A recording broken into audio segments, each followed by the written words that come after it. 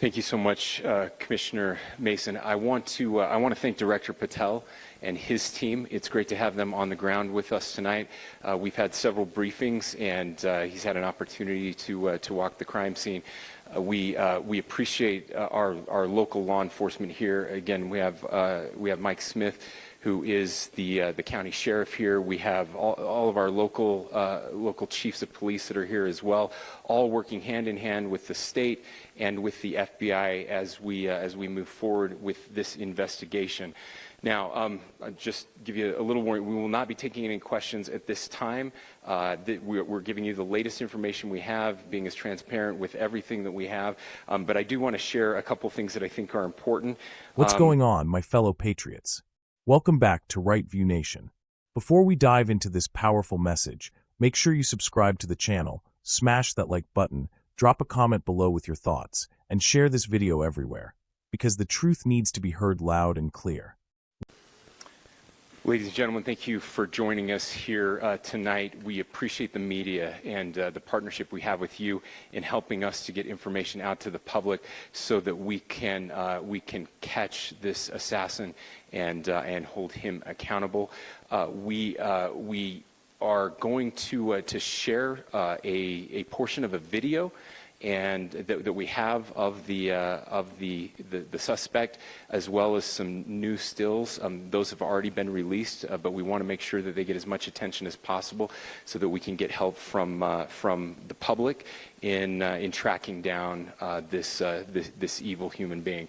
So we're going to cue up the video right now. Show that. I've asked Commissioner Bo Mason if he would narrate to you what is happening in this video. Thank you, Governor. Bo Mason, Commissioner for the Utah Department of Public Safety. If you look up to the top left, you'll see the building where the shooter was proned out in the top left corner. We'll go ahead and play that video, and I'll narrate as we walk through that. So here you see the suspect ran behind that upper building. He's going to come out on the right, moves to this far right corner. As he does, he's going to climb off the edge and then drop down to the ground. As he did that, he left some palm impressions. There's some smudges, some places we're looking to collect DNA. There's a shoe imprint where we believe the suspect is clearly identified as wearing Converse tennis shoes. Again, we'll replay that again so you can get another view of that. It's important to note his black T-shirt, his black pants, and there appears to be some white on the soles of those Converse tennis shoes. Those are all identifiable items that we're looking for. In the stills that are going to follow this, you're going to see a very distinctive T-shirt with an American flag and appears to have an eagle on it. There's also a baseball cap with a triangle on it and a pair of sunglasses. All distinctive, all things that we would ask the public to look for and try to identify if they know someone who has those items, who has been seen wearing those items. We're looking for all that information. Here you see the suspect after dropping off the building. He moved around across this grassy area, around the parking lot. We're going to pan to the right.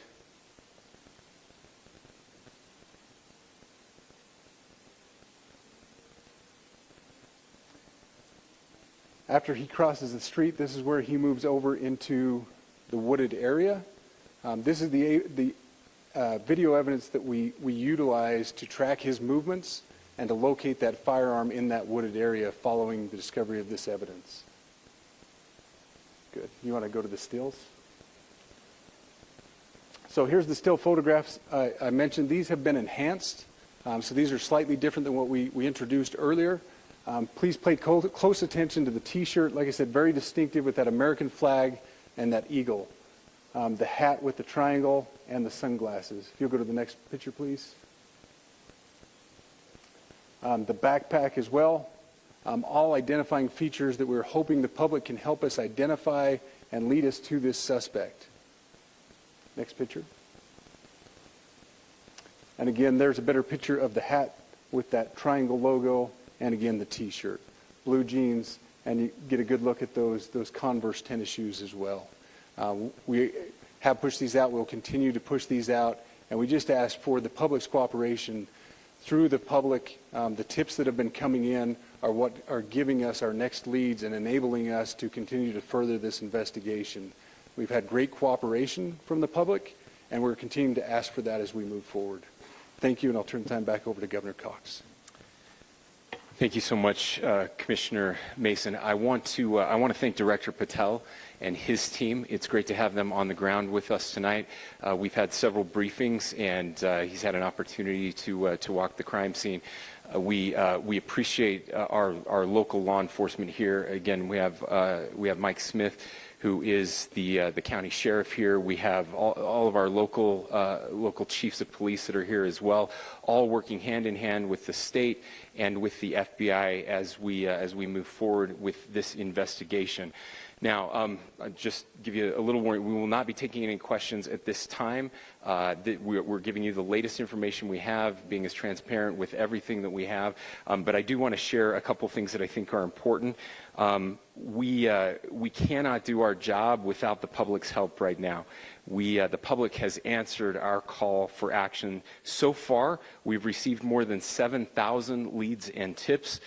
I would just note that the FBI hasn't received this many digital media tips from the public since the Boston Marathon bombing.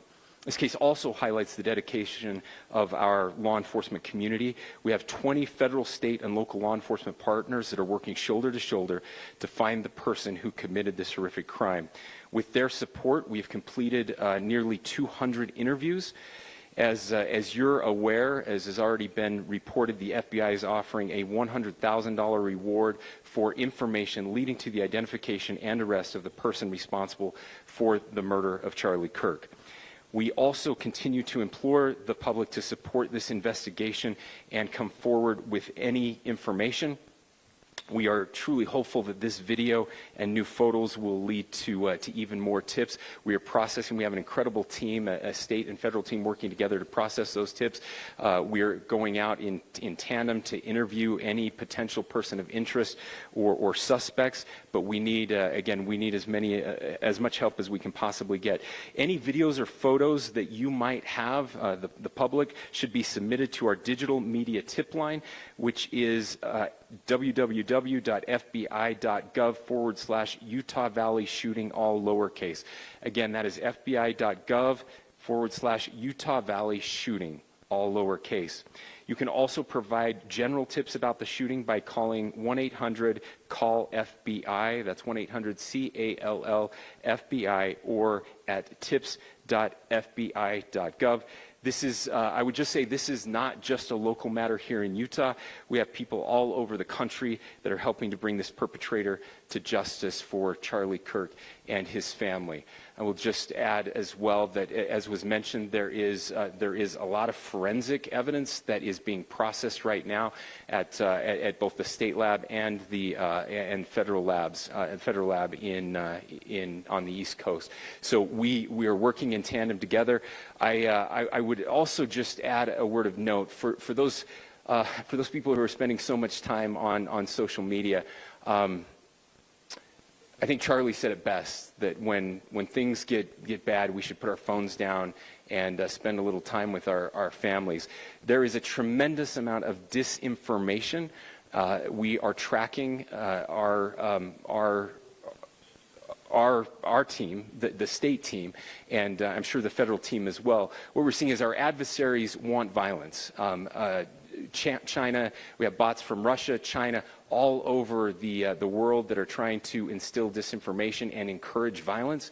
I would encourage you to ignore those, to turn off those streams, and to spend a little more time with our families. We desperately need some healing. We'll have more to say about that in the days and weeks to come. More than anything, we are going to catch this person. Last thing I will just say is we've been working with our attorneys, getting everything that we need, affidavits, evidence ready so that we can pursue the death penalty in this case, and that will happen here in the state of Utah. Again, to the public, to those who are grieving, thank you for your prayers. I know we are feeling those prayers. I know the Kirk family is feeling those prayers as well. We pray that God will bless our nation at this very dark time. We can start healing by finding this perpetrator and holding him accountable, and we need your help to do that. Thank you.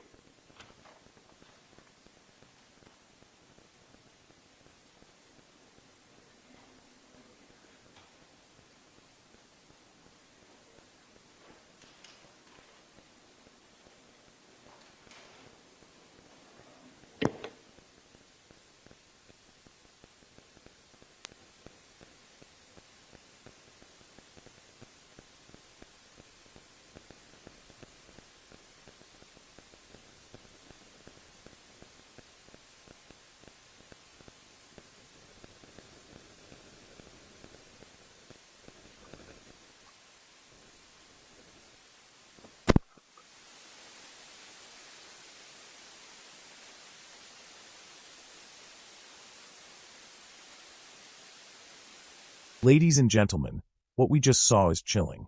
This is not just another crime.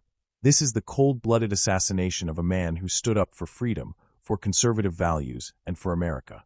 And now, our law enforcement is out there showing us video footage, stills, and forensic evidence, pleading with the public to help track down this assassin. Let's talk about what we're seeing. The suspect is caught on camera: black t-shirt, black pants, Converse tennis shoes, baseball cap with a triangle on it, sunglasses, a backpack. These are the clues we've been given. They're not hiding it, they're laying it all out. Over 7,000 tips have already poured in from the public. Do you realize how massive that is? That's more tips than the FBI got since the Boston Marathon bombing. This tells you one thing: America is awake. Patriots are rising. We will not let this crime go unanswered. And here's what stands out to me. The system is finally treating this as the horrific act it is. They're talking about the death penalty for whoever is responsible. That's justice. That's what accountability looks like. If you take the life of a patriot, someone who dedicated his voice, his energy, his soul to fighting for America, then you should face the harshest consequences available under the law. Now let me be clear, this isn't just about Charlie Kirk. This is about every single conservative voice in this country that the radical left, the establishment, and the global elites want silenced. They want us afraid. They want us silent. They want us to bow down to their tyranny. But guess what? We don't bow. We stand. We fight. And we will never be silenced. Governor Cox, Commissioner Mason, law enforcement, they're working shoulder to shoulder with federal partners. They've got DNA, palm prints, shoe prints, video stills, and a mountain of evidence. And they're not just chasing shadows. They're telling us this will lead to justice. They're urging us, the people, the backbone of this nation, to step up. To submit photos, videos, or even the smallest tips. And guess what, Patriots? This is what community looks like. This is what standing united looks like. But here's the warning we cannot ignore. They admitted foreign adversaries are pumping disinformation onto our social media. Bots from Russia, China, and beyond, trying to stoke violence, trying to divide us. Let me tell you something. We don't need foreign powers to remind us of how corrupt our own elites are. But what we do need is discipline. Don't let disinformation distract us from the real mission, finding this killer and demanding justice. We are at a turning point. Either we let fear consume us, or we rise with courage. Either we let this act of political terrorism scare us into silence, or we fight harder, louder, and more unapologetically than ever before. To the assassin, justice is coming. To the patriots watching, stand strong. And to Charlie Kirk's family, we are praying with you, we are grieving with you, and we will fight in your honor. America, this is not the end. This is the beginning of a new chapter of unity and strength. We will not be broken. We will not be silenced. We will not surrender. If you believe in truth, justice, and freedom, subscribe to Right View Nation right now, like this video, drop your thoughts in the comments, and share this with every American you know. Together, we will stand tall, we will expose the lies, and we will fight to take our country back. God bless you. God bless Charlie Kirk's family. And God bless the United States of America.